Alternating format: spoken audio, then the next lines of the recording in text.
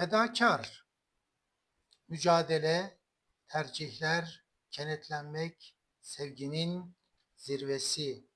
Her bir ashab-ı kiram en güzel ahlak ile donanmış ve bariz özellikleriyle adeta müsemma olmuşlardır.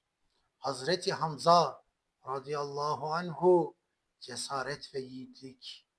Hazreti Ebubekir radıyallahu anhu cömertlik ve sıddıklık. Hazreti Ömer radıyallahu anhu adalet ve mertlik. Hazreti Osman radıyallahu anhu haya ve vefa. Hazreti Ali radıyallahu anhu ilim ve cesaret. Medine-i Münevvere'de ensar ve muhacir. Mekke-i Mükerreme mücadele ve direniş.